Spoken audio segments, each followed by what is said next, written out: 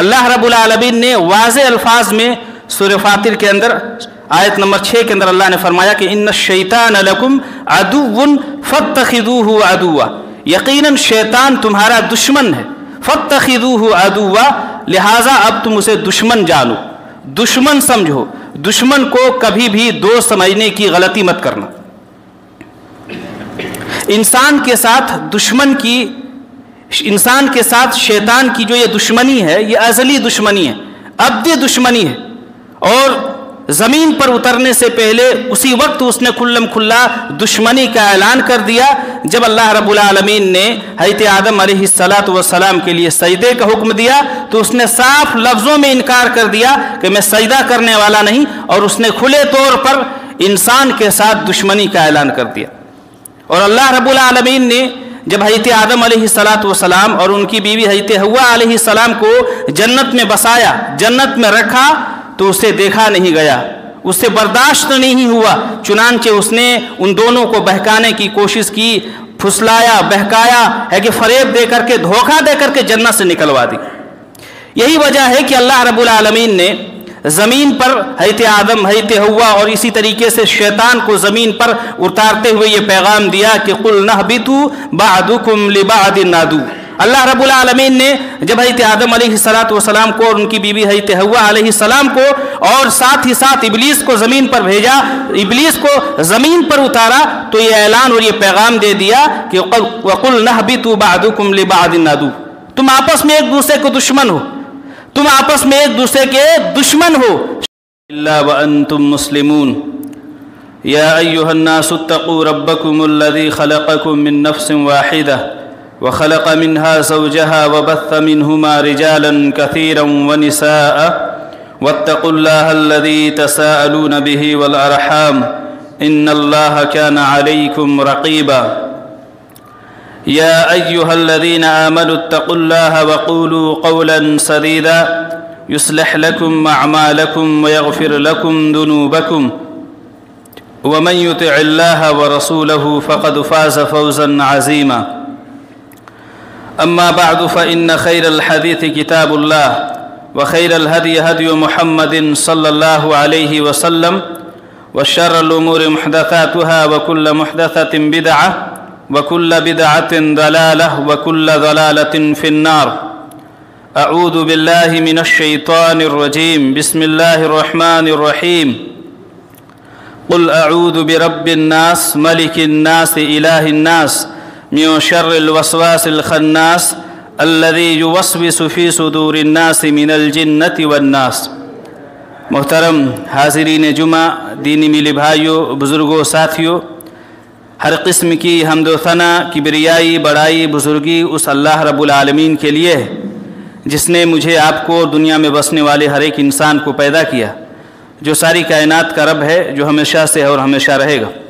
بعدہ بے شمار درود و سلام کی ڈالیاں نچھاور ہوں اللہ کے تمام پیارے نبیوں پر، خصوصاً ہمارے پیارے نبی جناب محمد رسول اللہ صلی اللہ علیہ وسلم پر، جو ساری کائنات کے لیے رحمت بنا کر بھیجے گئے۔ اللہم صلی علی محمد وعلی آل محمد کما صلیت علی ابراہیم وعلی آل ابراہیم انک حمید مجید۔ اللہم بارک علی محمد وعلی آل محمد کما بارکت علی ابراہیم وعلی آل ابراہیم انک حمید مجید۔ آج کے خطبہ جمعہ میں ہماری گفتگو کا عنوان ہے مومن کا سب سے بڑا دشمن کون؟ اللہ رب العالمین نے قرآن کریم کے اندر انسانوں کو متنبہ کیا، باخبر کیا کہ شیطان تمہارا دشمن ہے، اور شیطان تمہارا سب سے بڑا دشمن ہے۔ شیطان تمہارا کھلا ہوا دشمن ہے، لہٰذا اب تمہاری ذمہ داری بنتی ہے کہ دشمن کو دشمن جانو، دشمن کو دشمن سمجھو، اور دشمن کو دشمن کی نظر سے دیکھو۔ اور یاد رکھو، جو شخص دشمن کو دوست جانے گا، دشمن کو دوست سمجھے گا، اور دشمن کو دوست کے طور پر اپنے قریب کرے گا، دشمن کو دوست کے طور پر اپنے نزدیک کرے گا، تو انسانی زندگی میں وہ انسان سب سے زیادہ نقصان اٹھانے والا، گھاٹا اٹھانے والا اور خسارہ اٹھانے والا ہوگا۔ اللہ رب العالمین نے واضح الفاظ میں سورہ فاطر کے اندر آیت نمبر 6 کے اندر اللہ نے فرمایا کہ ان الشیطان لکم عدو فاتخذوہ عدوا، یقیناً شیطان تمہارا دشمن ہے، فاتخذوہ عدوا، لہٰذا اب تم اسے دشمن جانو، دشمن سمجھو، دشمن کو کبھی بھی دوست سمجھنے کی غلطی مت کرنا۔ انسان کے ساتھ شیطان کی جو یہ دشمنی ہے یہ ازلی دشمنی ہے، ابدی دشمنی ہے، اور زمین پر اترنے سے پہلے اسی وقت اس نے کھلم کھلا دشمنی کا اعلان کر دیا جب اللہ رب العالمین نے حضرت آدم علیہ السلام کے لیے سجدے کا حکم دیا تو اس نے صاف لفظوں میں انکار کر دیا کہ میں سجدہ کرنے والا نہیں، اور اس نے کھلے طور پر انسان کے ساتھ دشمنی کا اعلان کر دیا۔ اور اللہ رب العالمین نے جب حضرت آدم علیہ السلام اور ان کی بیوی حضرت حوا علیہ السلام کو جنت میں بسایا، جنت میں رکھا، تو اسے دیکھا نہیں گیا، اس سے برداشت نہیں ہوا، چنانچہ اس نے ان دونوں کو بہکانے کی کوشش کی، پھسلایا، بہکایا ہے کہ فریب دے کر کے، دھوکہ دے کر کے جنت سے نکلوا دی۔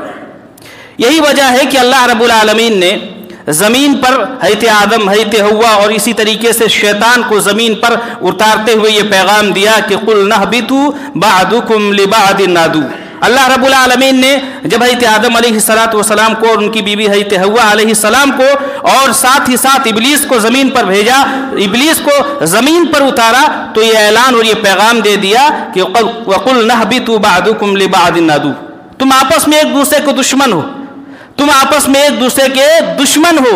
شیطان ہے کہ یہ آدم و حوا کا دشمن ہے اور آدم و حوا کا دشمن شیطان ہے۔ اس آیت کو اللہ رب العالمین نے، یا اسی طریقے سے حضرت آدم اور حضرت حوا اور ابلیس کو اللہ رب العالمین نے زمین پر اتارتے ہوئے انسانوں کو یہ پیغام دیا کہ تم ہمیشہ چوکنا رہنا، تم ہمیشہ متنبہ رہنا، کیونکہ یہ لمحہ لمحہ، سیکنڈ سیکنڈ اور زندگی کی ایک ایک سانس میں تم کو بہکانے کی کوشش کرے گا، تم کو گمراہ کرنے کی کوشش کرے گا۔ اور اس زمین پر شیطان نے اللہ رب العالمین سے یہ مہلت بھی مانگ رکھی ہے۔ کیا مہلت مانگ رکھی ہے کہ انذرنی الی یوم یبعثون۔ شیطان نے، ابلیس نے اللہ رب العالمین سے یہ مہلت بھی مانگ رکھی ہے کہ پروردگار عالم، مجھے قیامت کی صبح تک اس بات کی مہلت دی جائے، مجھے اس بات کی مہلت دی جائے کہ میں تیرے بندوں کو گمراہ کر سکوں، میں تیرے بندوں کو راہ حق سے بھٹکا سکوں۔ چنانچہ اب اس زمین پر شیطان کا سب سے بڑا مشن، سب سے بڑا ٹارگٹ اور سب سے بڑا مقصد کیا ہے؟ اس زمین پر شیطان کا سب سے بڑا مقصد، سب سے بڑا مشن اور سب سے بڑا ٹارگٹ یہ ہے کہ بندوں کو اللہ رب العالمین کی عبادت سے دور کیا جائے، بندوں کو اللہ رب العالمین کی جنت سے دور کیا جائے، بندوں کو اللہ رب العالمین کی خوشنودی اور اللہ رب العالمین کی رضا سے دور کیا جائے، بندوں کو نمازوں سے دور کیا جائے، بندوں کو اللہ کے ذکر سے دور کیا جائے، بندوں کو قرآن کی تلاوت سے ذکر کیا جائے، بندوں کو گمراہ کیا جائے، اور جتنا ہو سکے، جہاں تک ہو سکے، وہ اپنے ساتھ ساتھ انسانوں کو نار جہنم میں لے جائے۔ یہ سب سے بڑا ہدف ہے اس دنیا کے اندر، شیطان کا سب سے بڑا ٹارگٹ ہے۔ اللہ رب العالمین نے سورہ فاطر ہی کی آیت نمبر 6 کے اندر اللہ نے کہا کہ انما یدعو حزبہ لیکونوا من اصحاب السعیر۔ شیطان انسانوں کو اپنی طرف بلاتا ہے، شیطان اپنی انسانوں کو اپنی طرف بلاتا ہے، کیوں؟ تاکہ وہ اپنے ساتھ انسانوں کو بھی نار جہنم میں لے جائے۔ مومن کے لیے، ایک مومن کے لیے، ایک مسلمان کے لیے زندگی کا فلسفہ کیا ہے؟ زندگی کا تصور کیا ہے؟ ایک مومن کے لیے زندگی ایک جنگ ہے، ایک مومن کے لیے زندگی ایک لڑائی ہے، اور یہ لڑائی اور یہ جنگ کس کے ساتھ ہے؟ شیطان کے ساتھ ہے۔ یہ لڑائی شیطان کی جماعت کے ساتھ ہے، یہ لڑائی شیطان کی ذریت کے ساتھ ہے، یہ لڑائی شیطانی طاقتوں کے ساتھ ہے، اور یہ جنگ اور یہ لڑائی جاری ہے، صبح و شام جاری ہے، دن رات جاری ہے، شب و روز جاری ہے، لیل و نہار جاری ہے، زندگی کی ایک ایک سانس میں جاری ہے۔ اور اس جنگ اور اس لڑائی میں دو جماعت ہے، اس جنگ اور اس لڑائی میں دو لشکر ہیں، ایک لشکر اللہ کا لشکر ہے اور ایک شیطان کا لشکر ہے۔ اس جنگ اور اس لڑائی میں دو لشکر ہے، ایک اللہ کا لشکر ہے اور دوسرا شیطان کا لشکر ہے۔ ایک اللہ کی جماعت ہے اور دوسری شیطان کی جماعت ہے۔ اللہ رب العالمین نے سورہ مجادلہ کی آیت نمبر 19 سے لے کر کے 22 کے درمیان اس واقعے کو اور اس نقشے کو کھینچا ہے کہ زمین پر اللہ رب العالمین کا ایک لشکر ہے اور اس زمین پر شیطان کا ایک لشکر ہے. اللہ کا لشکر جسے حزب اللہ کہا جاتا ہے اور شیطان کا لشکر جسے حزب الشیطان کہا جاتا ہے. اللہ کا لشکر کون ہے؟ اللہ کے موحدین بندے، اللہ کے مومنین بندے، اللہ کے اطاعت گزار بندے، اللہ کے فرما بردار بندے، اللہ کے احکام کی پیروی کرنے والے بندے، اللہ کے سچے، اللہ کے نیک بندے، انصاف کرنے والے بندے، اللہ کے حقوق ادا کرنے والے بندے اور بندوں کے حقوق ادا کرنے والے بندے. یہ دنیا میں اللہ کے لشکر ہیں، اللہ کی جماعت ہے. اور شیطان کا لشکر کون ہے؟ شیطان کی جماعت کون ہے؟ اللہ کے ساتھ شرک کرنے والے، اللہ کے ساتھ کفر کرنے والے. جو دنیا میں اللہ کے ساتھ شرک کرتے ہیں، اللہ کے ساتھ کفر کرتے ہیں، جو جھوٹے ہیں، جو ظالم ہیں، دنیا کے اندر ظلم کرتے ہیں، جو دنیا کے اندر ناانصافی کرتے ہیں، جو دھوکہ دھڑی کرتے ہیں، یا اسی طریقے سے دنیا کے اندر فتنہ فساد پھیلاتے ہیں، جو شک و تردد میں مبتلا ہیں، یہ دنیا کے اندر شیطان کے لشکر ہیں. قرآن کریم کہتا ہے کہ انسانی آبادی ان دو حصوں میں بٹی ہوئی ہے. ایک طرف اللہ کا لشکر ہے اور دوسری طرف شیطان کا لشکر ہے. تو اللہ کا لشکر کامیاب ہونے والا ہے اور شیطان کا لشکر ناکام ہونے والا ہے. اللہ کی جماعت جیتنے والی ہے اور شیطان کی جماعت ہارنے والی ہے. چنانچہ قرآن کریم اہل ایمان کو مخاطب کرتا ہے، اہل ایمان کو متنبہ کرتا ہے، اہل ایمان کو باخبر کرتا ہے کہ تم جس زندگی میں جی رہے ہو، جو تمہیں دنیا کی زندگی، جس زندگی میں تم جی رہے ہو، سمجھو کہ یہ ایک لڑائی ہے، ایک میدان ہے، اور اس میدان کی لڑائی میں تمہیں لمحہ لمحہ ہوشیار رہنا ہے، گھڑی گھڑی ہوشیار رہنا ہے، زندگی کی ایک ایک سانس میں ہوشیار رہنا ہے. اس لیے کہ یہ شیطان کب حملہ کر دے، کہاں سے حملہ کر دے، کس جانب سے حملہ کر دے، کسی کو عطا نہیں، کسی کو پتہ نہیں. شیطان نے اللہ رب العالمین سے یہ وعدہ کر رکھا ہے. کیا وعدہ کر رکھا ہے؟ کہ ثم لآتینہم من بین ایدیہم ومن خلفہم وعن ایمانہم وعن شمائلہم ولا تجد اکثرہم شاکرین. شیطان نے اللہ رب العالمین سے یہ وعدہ کر رکھا ہے کہ پروردگار عالم، میں تمہارے بندوں کو بہکاؤں گا، میں تمہارے بندوں کو گمراہ کروں گا، میں تمہارے بندوں پر حملہ کروں گا، اور حملہ کرنے کے لیے اگر مجھے داہنے جانب سے آنے کی ضرورت پڑے تو میں داہنے جانب سے بھی آؤں گا، حملہ کرنے کے لیے بائیں جانب سے بھی آنے کی ضرورت پڑے تو بائیں جانب سے بھی آؤں گا، حملہ کرنے کے لیے اگر آگے سے بھی آنے کی ضرورت پڑے تو آگے سے بھی آؤں گا، حملہ کرنے کے لیے اگر پیچھے سے بھی آنے کی ضرورت پڑے تو پیچھے سے بھی آؤں گا. ولا تجد اکثرہم شاکرون، اور شاکرین، اور پروردگار عالم تم اپنے بندوں کو بہت کم ایسے بندوں کو پاؤ گے جو تمہاری شکر گزاری کرتے ہوں گے. اکثر لوگ ایسے ہوں گے جو ناشکری کرتے ہوں گے، اکثر لوگ ایسے ہوں گے جو ناشکرے ہوں گے، جو نافرمان ہوں گے. شیطان نے اللہ رب العالمین سے یہ وعدہ کر رکھا ہے. تو یوں کہیے کہ شیطان کے ساتھ ہماری جو دشمنی ہے، شیطان کے ساتھ ہماری جو لڑائی ہے، شیطان کے ساتھ ہماری جو معرکہ آرائی ہے، ہماری مثال اس لڑائی میں اس سپاہی جیسی ہے جو سپاہی جنگ کے میدان کے بیچوں بیچ میں ہو.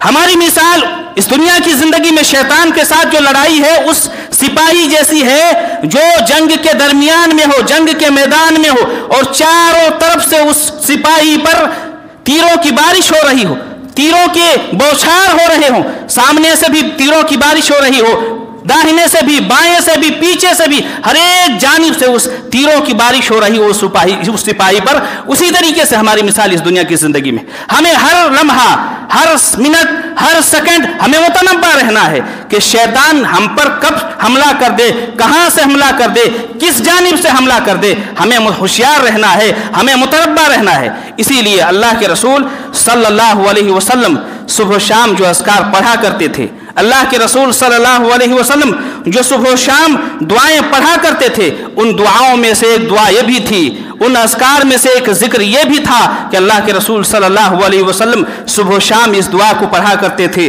صبح و شام اس اذکار کو پڑھا کرتے تھے، اس ذکر کو پڑھا کرتے تھے. وہ ذکر کیا ہے کہ اللہم احفظنی من بین یدی ومن خلفی وعن یمینی وعن شمالی ومن فوقی واعوذ بعظمتک ان اغتال من تحتی. اللہ کے رسول صلی اللہ علیہ وسلم रोजाना सुबह शाम इस दुआ को पढ़ते थे। लंबी दुआ है, यहाँ पर महल इस्तिरशाद के तौर पर मैंने वो हदीस के टुकड़े को जिक्र किया है कि अल्लाह के रसूल सल्लल्लाहु अलैहि वसल्लम हमेशा ये दुआ करते थे कि अल्लाह रब्बुल आलमीन मेरी हिफाजत फरमा, सामने से भी मेरी हिफाजत फरमा, पीछे से भी मेरी हिफाजत फरमा, दाएं से भी मेरी हिफाजत फरमा, बाएं से भी मेरी हिफाजत फरमा, वमिन फौकी ऊपर जानिब से भी, वअऊज़ु बिअज़मतिका अन उग़ताल मिन तहती, और परवरदिगार आलम शैतान कहीं मुझ पर नीचे से हमला ना कर दे, शैतान कहीं मुझ पर नीचे से हमला ना कर दे, उससे भी अल्लाह रब्बुल आलमीन में तेरी पनाह चाहता हूं। तो एक जो मोमिन होता है, जो एक मुत्तकी इंसान होता है, जो एक परहेजगार इंसान होता है, वो जिंदगी के एक एक लम्हा में, जिंदगी के एक एक मिनट में शैतान से हमेशा मुतनब्बा रहता है, होशियार रहता है। वो शैतान चाहे इंसानी शक्ल में हो, चाहे वो शैतान की शक्ल में हो, एक मोमिन की जिम्मेदारी बनती है। अल्लाह रब्बुल आलमीन ने वाज़ेह अल्फाज में बयान फरमा दिया कि शैतान तुम्हारा खुला हुआ दुश्मन है, सबसे बड़ा दुश्मन है। अब तुम्हारी जिम्मेदारी बनती है कि शैतान को शैतान समझो, शैतान को शैतान जानो, दुश्मन को दुश्मन जानो, और दुश्मन को कभी भी दोस्त समझने की गलती न करना। यह अल्लाह रब्बुल आलमीन ने वाज़ेह अल्फाज में बयान फरमा दिया। अच्छा, शैतान इंसान पे हमला कब करता है? शैतान इंसान पे काबिज कब होता है? शैतान इंसान पे कंट्रोल कब हासिल कर लेता है? जो इंसान अल्लाह का जिक्र करता है, अल्लाह की इबादत करता है, कुरान की तिलावत करता है, अल्लाह के अहकाम के मुताबिक ज़िंदगी गुजारता है, उस इंसान पे शैतान का कंट्रोल हासिल करना इतना आसान नहीं। इसलिए शैतान की सबसे बड़ी कोशिश ये होती है कि इंसान की ज़ुबान पे लगाम दे। सबसे बड़ी कोशिश ये होती है कि इंसान की ज़ुबान पे लगाम दे कि ये ज़ुबान अल्लाह का जिक्र न कर सके, ये ज़ुबान कुरान की तिलावत न कर सके, ये ज़ुबान दुआ न कर सके, ये ज़ुबान अल्लाह से मांग न सके, ये ज़ुबान अल्लाह की हम्द, अल्लाह की बड़ाई बयान न कर सके। इसलिए आप देखते होंगे कि सुबह शाम हो गुजर रहे हैं, अय्याम गुजर रहे हैं, लेलो नहार गुजर रहे हैं। सबसे बड़ी कोशिश शैतान की ये होती है कि इंसान की जुबान पे लगाम दे ताकि वो अल्लाह का जिक्र न कर सके। इसलिए आपने देखा कि कितने ऐसे मुसलमान हैं, कितने ऐसे नौजवान हैं जो हफ्ते हफ्ते गुजर रहे हैं, महीने महीने गुजर रहे हैं, अय्याम गुजर रहे हैं, सुबह शाम हो रहे हैं, लेकिन उन्हें कभी अल्हम्दुलिल्लाह कहने की तौफीक नहीं मिलती, उन्हें कभी सुभान अल्लाह कहने की तौफीक नहीं मिलती, उन्हें कभी ला इलाहा इल्लल्लाह कहने की तौफीक नहीं मिलती, उन्हें कभी अल्लाह की हम्द और अल्लाह की बड़ाई बयान करने की तौफीक नहीं मिलती। अरे और तो और कितने ऐसे मुसलमान हैं, कितने ऐसे नौजवान हैं जो महीने महीने गुजर जाते हैं, साल हा साल, बरस के बरस गुजर जाते हैं, लेकिन जुमा की नमाज के अलावा उन्हें 5 वक्ता नमाज पढ़ने की तौफीक भी नहीं मिलती। ये शैतान की सबसे बड़ी कोशिश ये होती है कि इंसान की जुबान पे लगाम दे। और जब इंसान अल्लाह के जिक्र से दूर हो जाता है, अल्लाह की इबादत से दूर हो जाता है, अल्लाह की नमाज से दूर हो जाता है, कुरान की तिलावत से दूर हो जाता है, अल्लाह रब्बुल आलमीन के अहकाम से दूर हो जाता है, तो शैतान का उस इंसान पे कब्जा जमाना बहुत आसान हो जाता है। शैतान का उस इंसान पे कब्जा जमाना और उस इंसान पे कंट्रोल हासिल करना बहुत आसान हो जाता है। अल्लाह ने कहा इस्तहवज़ा अलैहिमुश शैतानु फअन्साहुम ज़िक्रल्लाह, कि ऐसे इंसानों पर जो अल्लाह के जिक्र से दूर हो जाते हैं, कि ऐसे इंसानों पर शैतान बहुत जल्द कब्जा जमा लेता है और ऐसे इंसानों को अल्लाह रब्बुल आलमीन के जिक्र से दूर कर देता है, अल्लाह के जिक्र से भुला देता है। जो मोमिन होते हैं वह सुबह शाम अल्लाह के जिक्र करते हैं, खाते पीते अल्लाह का जिक्र करते हैं, उठते बैठते अल्लाह का जिक्र करते हैं, सोते जागते अल्लाह का जिक्र करते हैं। इसलिए मोमिन पर कंट्रोल हासिल करना शैतान के लिए आसान काम नहीं है। एक मोमिन जो होता है वो हमेशा अल्लाह का जिक्र करता है, और मोमिन अल्लाह के जिक्र, अल्लाह की इबादत से अपने शैतान को कमजोर करता है। अल्लाह के रसूल सल्लल्लाहु अलैहि वसल्लम ने मिसाल देकर के समझाया कि शैतान एक मोमिन जो होता है अपने शैतान को कैसे कमजोर करता है। अल्लाह के रसूल ने मिसाल देकर के बयान फरमाई। बात अल्लाह के रसूल सल्लल्लाहु अलैहि वसल्लम ने फरमाया इन्न शैतान ला युनज़ी शयातीनहु कमा युनज़ी अहदुकुम बईरहु फी सफर। आप सल्लल्लाहु अलैहि वसल्लम ने फरमाया कि जिस तरह कि इंसान सफर में अपने ऊंट को दौड़ा दौड़ा करके चला करके कमजोर कर देता है, पतला कर देता है, दुबला कर देता है, उसी तरीके से एक मोमिन अपने अल्लाह के जिक्र से, अल्लाह की इबादत से अपने शैतान को कमजोर कर देता है। एक इंसान जब अल्लाह का जिक्र करता है तो शैतान सुबह शाम अजाब में रहता है। ایک انسان جب اللہ کا ذکر کرتا ہے، قرآن کی تلاوت کرتا ہے، نماز پڑھتا ہے تو شیطان پر کوڑے برستے ہیں۔ ایک انسان جب اللہ رب العالمین کے سامنے سجدہ ریز ہوتا ہے تو شیطان روتا ہے۔ تو اللہ کی عبادت اور اللہ کے ذکر و اذکار، اللہ کی نماز، قرآن کی تلاوت، اللہ کے اذکار سے ایک مومن انسان شیطان پر قابض ہو جاتا ہے، جبکہ کافر شیطان کا، اس لیے جو انسان مومن کا جو شیطان ہوتا ہے بڑا کمزور ہوتا ہے، جبکہ کافر کا جو شیطان ہوتا ہے بڑا طاقتور ہوتا ہے، بڑا ہیلدی ہوتا ہے، بڑا تندرست ہوتا ہے۔ اس لیے ہمیشہ اللہ رب العالمین کے ذکر سے اپنی زبان کو تر رکھیں۔ شیطان کے ساتھ ہماری جو دشمنی ہے، شیطان کے ساتھ ہماری جو لڑائی ہے، ہماری جو جنگ ہے، یہ جاری رہتا ہے زندگی کے پہلے دن سے لے کر کے زندگی کے آخری دن تک، زندگی کی پہلی سانس سے لے کر کے زندگی کی آخری سانس تک۔ جب بچہ پیدا ہوتا ہے، جب بچہ جنم لیتا ہے، ماں کے پیٹ سے نکلتا ہے تو روتا ہے، چیختا ہے، چلاتا ہے۔ دنیا کا کوئی ایسا انسان نہیں جب وہ بچہ ہوتا ہے اور ماں کے پیٹ سے جب نکلتا ہے تو وہ روتا نہ ہو، چند ایک کے علاوہ، اس میں سے حضرت عیسیٰ علیہ السلام بھی ہے۔ لیکن دنیا کے جتنے بھی انسان ہیں، جب بھی وہ پیدا ہوتا ہے، اس دنیا میں جنم لیتا ہے، وہ روتا ہے، چیختا ہے، چلاتا ہے۔ وجہ کیا ہے؟ کیوں روتا ہے بچہ جب پیدا ہوتا ہے؟ تو سائنس اس کی چاہے کچھ بھی تفسیر بیان کرے، سائنس چاہے اس کی کچھ بھی وضاحت کرے، لیکن شریعت ہمیں اور آپ کو بتلاتی ہے، حدیث ہمیں اور آپ کو بتلاتی ہے کہ جب انسان پیدا ہوتا ہے، ماں کے پیٹ سے جنم لیتا ہے تو روتا ہے۔ روتا کیوں ہے؟ اللہ کے رسول صلی اللہ علیہ وسلم نے وجہ بیان فرمائی، سبب بتلایا۔ مسلم کی روایت ہے کہ سیاح المولود حین یقع او حین یولد نزغۃ من الشیطان، بچہ جب پیدا ہوتا ہے، ماں کے پیٹ سے نکلتا ہے تو شیطان اس کو کچوکا لگاتا ہے، شیطان اس کو چھوتا ہے، شیطان اس کو چبھوتا ہے۔ شیطان کے چبھن کی وجہ سے، شیطان کے کچوکے کی وجہ سے، شیطان کے چھونے کی وجہ سے وہ بچہ روتا ہے۔ کیا پیغام دیا اس حدیث میں اللہ کے رسول صلی اللہ علیہ وسلم نے کہ جب انسان اس دنیا میں آتا ہے، اسی وقت سے جب وہ بچہ رہتا ہے، جب وہ ایک دن کا رہتا ہے، جب وہ پہلی مرتبہ سانس لیتا ہے، تبھی سے شیطان اس کا جانی دشمن ہے اور اس کو گمراہ کرنے کی کوشش کرتا ہے۔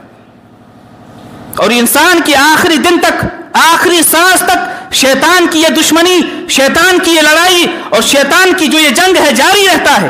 اس لیے شیطان کی سب سے بڑی کوشش اور بہت بڑی کوشش یہ ہوتی ہے کہ انسان کی موت کے وقت اس پر حملہ کرے، انسان کی وفات کے وقت اس پر حملہ کرے۔ کسی طریقے سے وہ کوشش کرتا ہے کہ انسان کی موت کے وقت اس کی زبان سے شرک نکلوا دیں، کفر نکلوا دیں، اس کی زبان سے ہے کہ کلمہ توحید ادا نہ ہو پائے۔ یہ بہت بڑی کوشش ہوتی ہے، یہ بہت بڑی شیطان کی کوشش ہوتی ہے۔ اسی لیے اللہ کے رسول صلی اللہ علیہ وسلم خاص کر کے اللہ رب العالمین سے یہ دعا کیا کرتے تھے، ہمیشہ اس دعا کو آپ صلی اللہ علیہ وسلم کیا کرتے تھے، اللہم انی اعوذ بک من ان یتخبطنی الشیطان من الموت، کہ پروردگار عالم موت کے وقت شیطان کی گمراہی سے میں تیری پناہ چاہتا ہوں۔ ایک انسان کو سب سے زیادہ استقامت کی ضرورت موت کے وقت ہوتی ہے، ایک انسان کو سب سے زیادہ دین پر ثابت قدمی کی ضرورت موت کے وقت ہوتا ہے، ایک انسان کو سب سے زیادہ ایمان پر ثابت قدمی کی ضرورت موت کے وقت ہوتا ہے، ایک انسان کو سب سے زیادہ توحید پر ثابت قدمی کی ضرورت موت کے وقت ہوتا ہے۔ شیطان کی بڑی کوشش ہوتی ہے کہ انسان کو موت کے وقت اس کو گمراہ کر دیں اور اس اپنے ساتھ اس کو جہنم میں لے جائے۔ تو ہماری جو دشمنی ہے، ہماری جو لڑائی ہے شیطان کے ساتھ، ہماری جو جنگ ہے شیطان کے ساتھ، یہ انسان کی جب پہلی مرتبہ سانس لیتا ہے، جب اس کا پہلا دن ہوتا ہے، اس وقت سے لے کر کے آخری سانس تک، آخری ایام تک یہ دشمنی جاری رہتی۔ اسی طریقے سے شیطان کے ساتھ ہماری جو دشمنی ہے، ہماری جو لڑائی ہے، یہ اس وقت بھی جاری رہتا ہے جب ہم اپنے گھر میں رہتے ہیں۔ شیطان کی یہ دشمنی، شیطان کی یہ لڑائی، شیطان کے ساتھ یہ جنگ اس وقت بھی جاری رہتا ہے جب ہم اپنے بیوی بچوں کے درمیان رہتے ہیں، اپنے ماں باپ کے درمیان رہتے ہیں، اپنے بھائی بہنوں کے درمیان رہتے ہیں، اپنے دوست احباب کے درمیان رہتے ہیں، اپنے رشتہ داروں کے درمیان رہتے ہیں۔ شیطان کی اس بڑی کوشش یہ ہوتی ہے کہ جب ہم اپنے پریوار، اپنی فیملی، اپنے رشتہ داروں اور اپنے دوست احباب کے ساتھ رہیں تو ہماری زبان سے غصہ دلائے، ہماری زبان پہ غصہ دلائے، ہماری گفتگو میں غصہ دلائے، ہماری بات چیت میں غصہ دلائے۔ کوشش یہ ہوتی ہے کہ کسی طریقے سے مجھے غصہ دلائے، آپ کو غصہ دلائے, سامنے والے کو غصہ دلائے, بیوی کو غصہ دلائے, شوہر کو غصہ دلائے, دوست کو غصہ دلائے, رشتہ دار کو غصہ دلائے, اور کسی طریقے سے اس کی کوشش یہ ہوتی ہے کہ جو یہ محبت ہے محبت دشمنی میں تبدیل ہو جائے, جو یہ الفت ہے عداوت میں تبدیل ہو جائے, اور یہ جو قربتیں ہیں دوریوں میں تبدیل ہو جائے, اور رشتہ داروں کے درمیان دراریں پڑ جائے. بہت بڑی کوشش ہوتی ہے. اسی لیے اللہ رب العالمین نے مسلمانوں کو حکم دیا. سورہ اسراء کے اندر اللہ رب العالمین نے کہا وَقُلْ لِعِبَادِي يَقُولُوا الَّتِي هِيَ أَحْسَنُ إِنَّ الشَّيْطَانَ يَنزَغُ بَيْنَهُمْ, کہ اللہ کے نبی کریم صلی اللہ علیہ وسلم میرے بندوں سے آپ بتلا دیجئے, خبر کر دیجئے کہ جب بھی گفتگو کرو نرم لہجے میں گفتگو کرو, جب بھی بات کرو اچھے انداز میں بات کرو, زبان پر کنٹرول کرو, زبان کا صحیح استعمال کرو, اس لیے کہ ان الشیطان ينزغ بینہم, اسی زبان کے ذریعے سے شیطان آپس میں دشمنیاں پھیلاتا ہے, اسی زبان کے ذریعے سے میاں بیوی کے درمیان جدائی ڈالتا ہے, اسی زبان کے ذریعے سے دوست اور دوست کے درمیان پھوٹ ڈالتا ہے. اسی طریقے سے شیطان کے ساتھ ہماری جو دشمنی ہے, ہماری جو عداوت ہے, ہماری جو لڑائی ہے, اس وقت بھی جاری رہتی ہے جب ہم اللہ کے گھر میں عبادت کے لیے آتے ہیں, جب ہم اللہ کی مسجد میں نماز پڑھنے کے لیے آتے ہیں. نماز پڑھتے ہیں تب بھی شیطان کے ساتھ ہماری دشمنی جاری رہتا ہے. اسی لیے اللہ کے رسول صلی اللہ علیہ وسلم نے فرمایا کہ جب انسان نماز پڑھتا ہے تو ایک شیطان ہوتا ہے جس کا نام خنزب ہے, اس کا کام ہی ہے نمازیوں کی نماز میں خلل ڈالنا, اس کا کام ہی ہے نمازیوں میں وسوسہ ڈالنا. اس لیے جو چیز ہمیں بازار میں یاد نہیں آتا نماز میں آ جاتا ہے, جو چیز ہمیں گھر میں یاد نہیں رہتا وہ نماز میں رہتا ہے. شیطان پوری کوشش کرتا ہے ہماری نماز کو متاثر کرنے کا. کہنے کا تو ہمارا جسم مسجد میں رہتا ہے, کہنے کا تو ہمارا جسم سجدے اور رکوع میں رہتا ہے, لیکن دل کہیں اور رہتا ہے. ایک صحابی اللہ کے رسول صلی اللہ علیہ وسلم کے پاس آتے ہیں. صحابی رسول کا نام ہے حضرت عثمان بن ابی العاص الثقفی رضی اللہ عنہ, مسلم کی روایت ہے.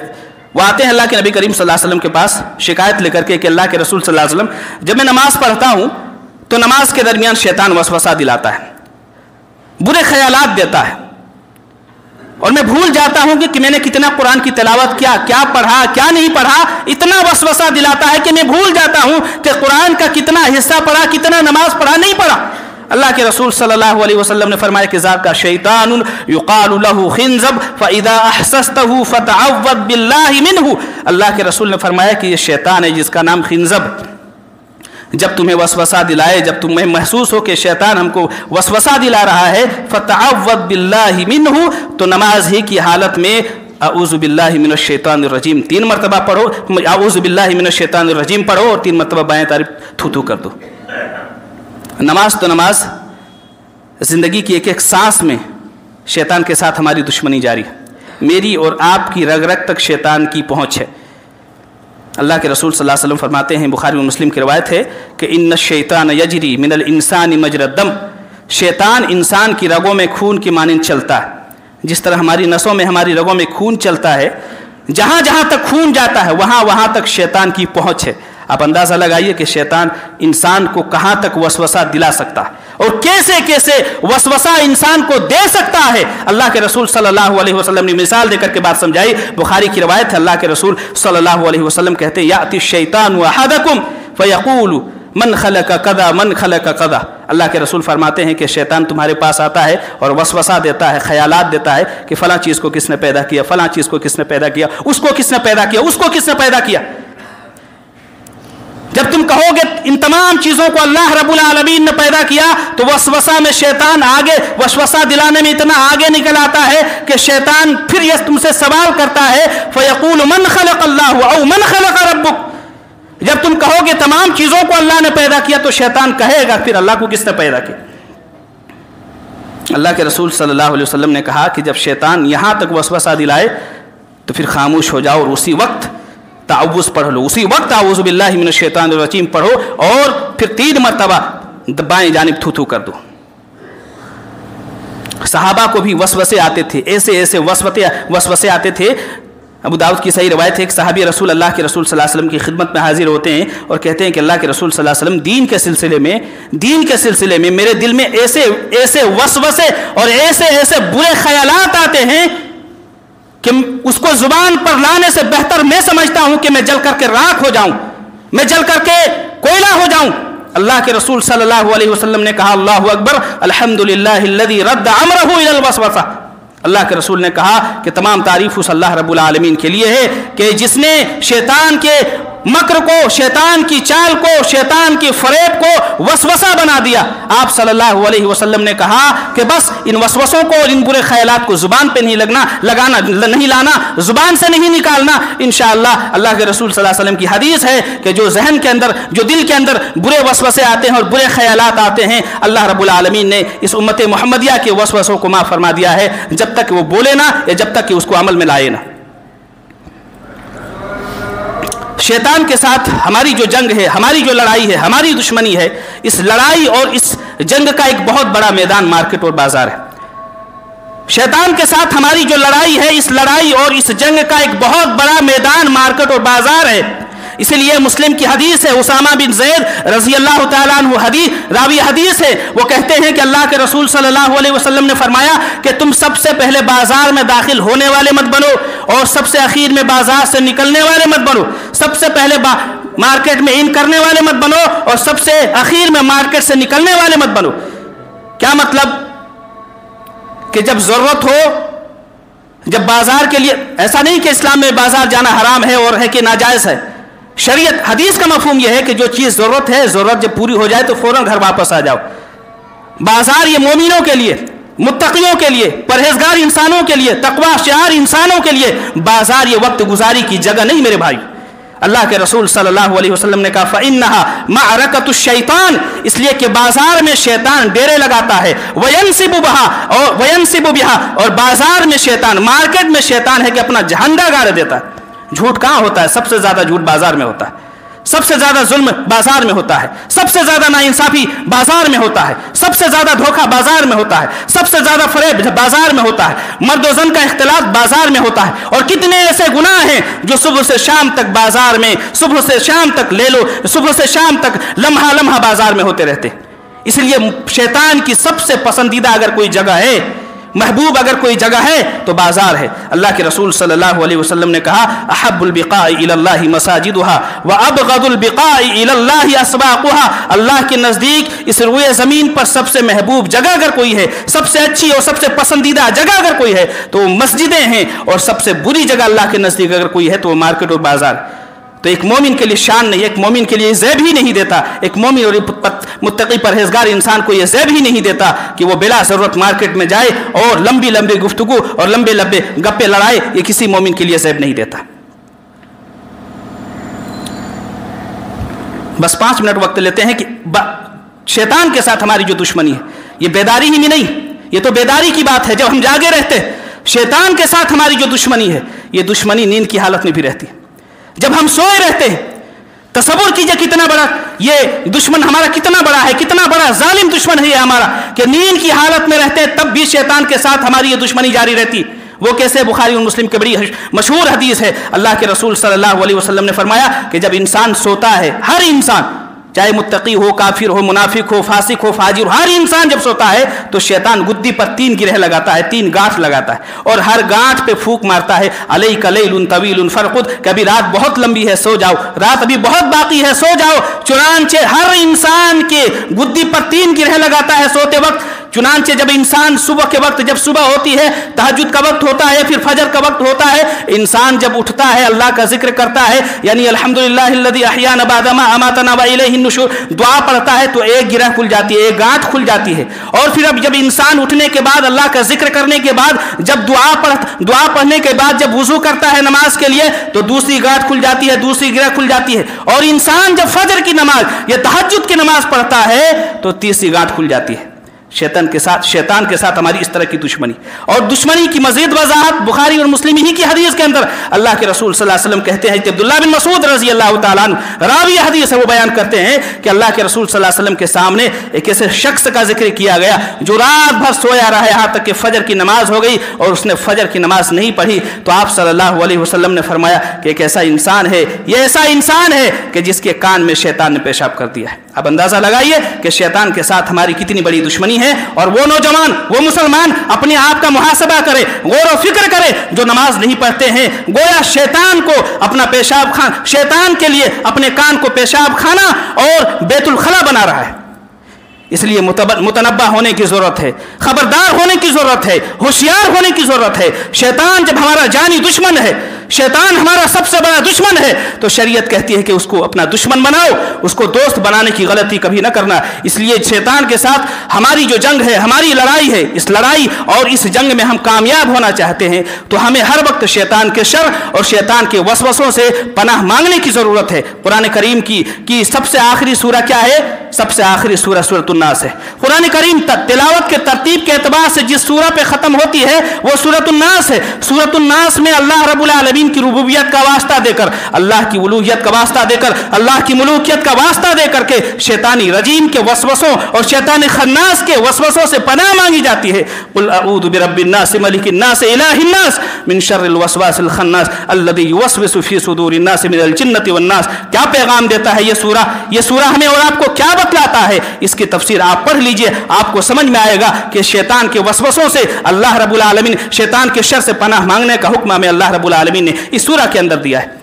एक बहुत बड़ी प्यारी दुआ, शैतान के साथ अगर इस जंग में हम जीतना चाहते हैं तो कुरान हमें और आपको एक बहुत प्यारी दुआ सूरह मोमिनून की आयत नंबर 97 और 98 में ये दुआ मज़कूर है। रब्बी अऊदु बिका मिन हमज़ातिश शयातीन व अऊदु बिका रब्बी अन यहदुरून। अल्लाह के रसूल सल्लल्लाहु अलैहि वसल्लम से खिताब है कि अल्लाह के रसूल सल्लल्लाहु अलैहि वसल्लम शैतान के शर और शैतान के वसवसों से अल्लाह की पनाह में आइए, अल्लाह की पनाह मांगिए और दुआ कीजिए कि अल्लाह रब्बुल आलमीन मैं शैतान के वसवसों और शैतान के बुरे ख्यालात और शैतान के सर से तेरी पनाह चाहता हूँ और इस बात से भी पनाह चाहता हूँ कि शैतान मेरे पास आए, शैतान की हाजिरी से भी मेरी पनाह, अल्लाह रब्बुल आलमीन शैतान की हाजिरी से मैं पनाह चाहता हूँ। इसलिए कहने और बतलाने का मकसद ये है कि अगर शैतान के साथ इस जंग में हम जीतना चाहते हैं, हम है कि कामयाबी हासिल करना चाहते हैं, तो दो सिफतें हैं। इन दो सिफतों को हमें अपने दिलों से निकालना है, मुझे भी निकालना है, आपको भी निकालना है। इन दो सिफतों को अपने दिल से पाक करना है, मुझे भी पाक करना है, आपको पाक करना है। शैतान को शैतान किसने बनाया? इन दो सिफतों ने। शैतान को रजीम और मरदूद किसने किया? इन दो सिफतों ने। वो दो सिफतें की हैं, क्या है? पहली सिफत तकब्बुर, गुरूर, घमंड, अनानियत और दूसरी सिफत हसद है। दूसरी सिफत हसद है। लिहाजा तकब्बुर, गुरूर, अनानियत को ख़त्म करके आजिज़ी को इख्तियार कीजिए। इंशाअल्लाह ये दुनिया भी संवरेगी और आखिरत भी अल्लाह रब्बुल आलमीन हमारी आखिरत भी कामयाब करेगा। और दूसरी चीज़ जो हसद है, हसद के मुकाबले में क़नाअत को इख्तियार कीजिए, सब्र कीजिए, अल्लाह की तक़सीम और अल्लाह की तकदीर पर राज़ी होइए। बिला वजह किसी पर हसद करना, किसी की इज़्ज़त की बुनियाद पर, किसी की मालो दौलत की बुनियाद पर, किसी की शोहरत की बुनियाद पर, अल्लाह रब्बुल आलमीन ने किसी को मकाम दिया है, उस मकाम और मर्तबे की बुनियाद पर हसद करना गोया अल्लाह की तकदीर और अल्लाह की तक़सीम पर एतराज़ करना है। आप सब्र से काम लें, मेहनत करें, मजदूरी करें, हलाल तरीका इख्तियार कीजिए, हराम तरीके से बचते रहिए। इंशाअल्लाह ये दुनिया भी आपकी संवरेगी और आखिरत भी संवरेगी। जो हमेशा की ज़िंदगी है, दायमी की ज़िंदगी है। दुआ है रब्बुल आलमीन से कि बार इलाहा जो भी बातें कही गई है, मुझ कहने वाले को और आप सुनने वालों को इन बातों पर अमल करने की तौफीक दे। परवरदिगार आलम शैतान के साथ हमारी जो ये जंग है, हमारी जो ये लड़ाई है, हमारी जो ये दुश्मनी है, अल्लाह रब्बुल आलमीन इस जंग और इस लड़ाई में अल्लाह रब्बुल आलमीन तू हमारी मदद फरमा। परवरदिगार आलम शैतान के मकर, शैतान के फरेब से अल्लाह रब्बुल आलमीन तुम्हें हर लम्हा हर वक्त अल्लाह रब्बुल आलमीन तू हमें बचा। परवरदिगार आलम जब तक तू हमें ज़िंदा रख, इस्लाम की हालत में ज़िंदा रख। जब हमारा खात्मा हो तो ईमान बिल खैर पर हमारा खात्मा हो। आमीन तक़ब्बल या रब्बुल आलमीन।